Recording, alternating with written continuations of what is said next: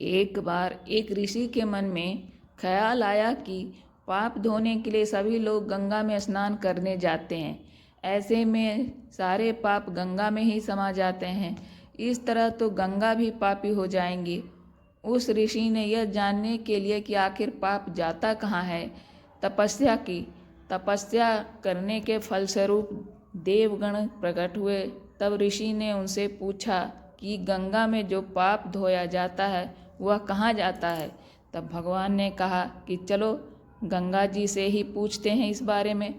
ऋषि और भगवान दोनों ने ही गंगा जी से पूछा कि हे गंगे, सब लोग तुम्हारे यहाँ पाप धोते हैं, तो इसका मतलब क्या आप भी पापी हुई?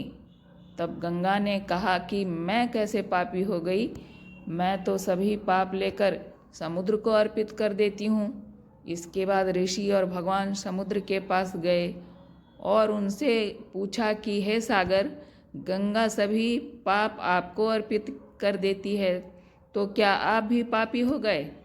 तब समुद्र ने कहा कि मैं कैसे पापी हुआ, वो सभी पाप को भाप बनाकर बादल बना देता है।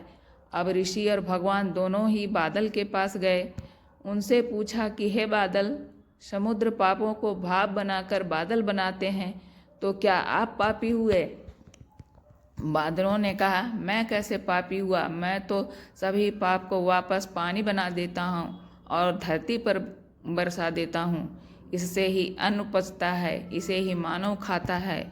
उस अन्न को जिस मानसिक स्थिति से उगाया जाता है और जिस वृत्ति से प्राप्त किया जाता है और जिस मानसिक अवस्था में खा जाता है, उसी के आधार पर मानव की मानसिकता बनती है।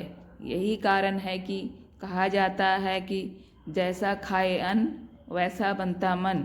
जिस प्रवृत्ति से अन्न प्राप्त किया जाता है और जिस मानसिक अवस्था में खाया जाता है, वैसा ही विचार मानव का बन जाता है। ऐसे में हमेशा भोजन शांत रहकर ही ग्रहण करना चाहिए।